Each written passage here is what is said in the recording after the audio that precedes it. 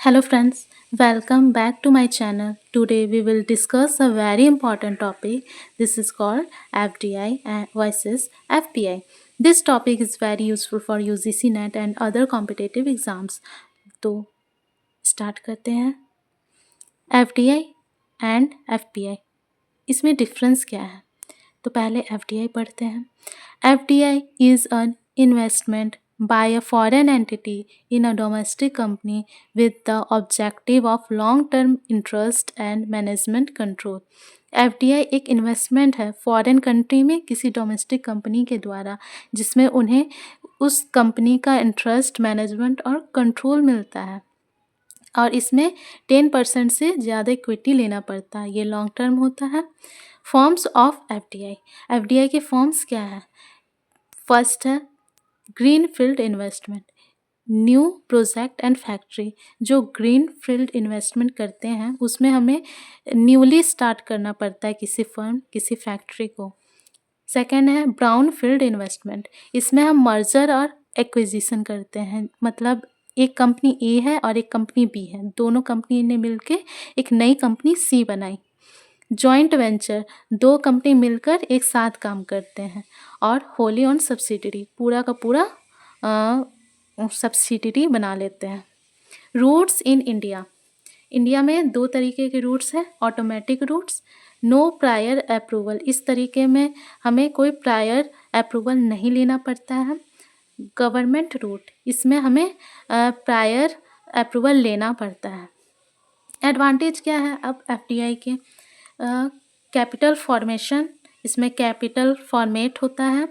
Technology transfer होती है किसी एक कंट्री से किसी दूसरे कंट्री में. एम्प्लॉयमेंट जनरेशन होता है, रोज़गार मिलते हैं लोगों को. और इंफ्रास्ट्रक्चर और इकोनॉमिक ग्रोथ भी होता है. अब लिमिटेशन क्या है एफडीआई के? Risk of foreign control. Foreign control का रिस्क रहता है. प्रॉफिट रिपेट्रिएशन होता है, यानी कि हम लोग जो प्रॉफिट किसी दूसरे कंट्री में अर्न किए हैं उसको अपने देश में भेजना, ट्रांसफ़र करना. इम्पैक्ट ऑफ डोमेस्टिक फर्म्स, और डोमेस्टिक फर्म को इससे इम्पैक्ट होता है.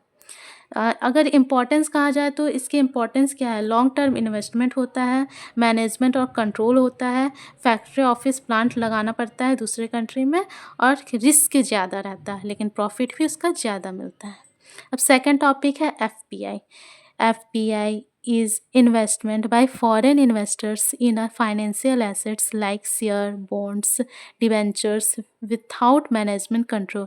एफपीआई जिसे फॉरेन पोर्टफोलियो इन्वेस्टमेंट कहते हैं, इसमें हम किसी दूसरे कंट्री में शेयर्स, बॉन्ड्स, डिबेंचर खरीदते हैं और इसमें हमें कोई मैनेजमेंट और कंट्रोल का पावर नहीं मिलता है. इजी वे में कहा जाए तो जब कोई foreign investor share, bond, debenture में पैसा लगाता है सिर्फ प्रॉफिट कमाने के लिए बिना मैनेजमेंट कंट्रोल के, तो उसे एफपीआई कहते हैं. इसका इंस्ट्रूमेंट क्या है? इक्विटी शेयर्स, जिसे हम बोलते हैं शेयर बाजार, bonds and debentures, mutual fund, government securities, ये सारे इसके इंस्ट्रूमेंट्स हैं. इनके द्वारा ही किसी दूसरे कंट्री में हम इन्वेस्टमेंट करते हैं.